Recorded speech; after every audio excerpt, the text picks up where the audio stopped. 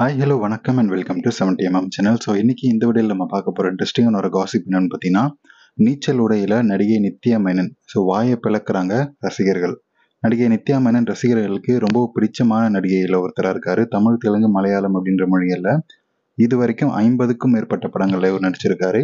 தமிழில் மாலினி 22, பாளையங்கோட்டை, திருச்சிற்றம்பலம், psycho, JK அப்படின்ற நண்பனின் வாழ்க்கை அப்படின்னு சொல்லி நிறைய படங்களில் வந்து நடிச்சிருக்காரு.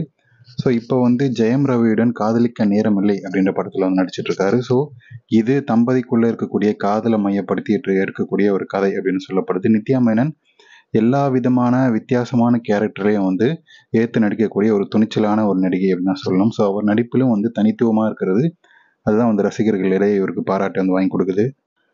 ஸோ இந்த நிலையில் நித்யா மேனன் புதிதாக ஒப்பந்தமாக இருக்கக்கூடிய ஒரு வெப் சீரிஸில் நீச்சல் உடையில நடிக்க இருக்காரு அப்படின்ற தகவல் வெளியாகிருக்கு. ஸோ இதற்காக உடல் எடையும் வந்து கொஞ்சமாக குறைச்சிருக்கு, ரொம்பலாம் குறைக்கல, லைட்டாக வந்து குறைச்சி அந்த விஷயம் வந்து லீக் ஆகிருக்கு. நீச்சல் உடையில நடிக்க உடல் எடை குறைப்பிலும் வந்து ஈடுபட்டு இருக்காரு. ஸோ இதனை அறிந்த ரசிகர்கள் வாய்ப்பிலேருந்து ஆச்சரியமாக தான் இருக்காங்க. எனவே ஒரு படத்தில் ஓரின செயற்கையாளராக வந்து நடிச்சிருக்காரு. ஸோ இதுக்கு முன்னாடியே வந்து அந்த மாதிரியான ஒரு ரோலில் கூட நடிச்சிருக்காரு. ஸோ இப்போ வந்து நீச்சல் உடையில நடிக்கிறது ஒரு விஷயம் இல்லை அப்படின்றது அவருடைய கருத்து. ஆனால் நமக்கு அது பெரிய விஷயம். ஏன்னா அவருடைய உடல் அமைப்பும் சரி, அவருடைய அந்த முன்னழகு அமைப்பும் சரி, அதெல்லாம் வந்து நீச்சல் உடலுக்கு போடுற மாதிரியான ஒரு இது கிடையாது. ஸோ இருந்தாலும் என்னால் எல்லா விதமான விஷயங்களும் பண்ண முடியும் அப்படின்றத எடுத்து காட்டுற விதமாக இப்போ அந்த வெப் சீரிஸில் நடிச்சிட்ருக்காரு.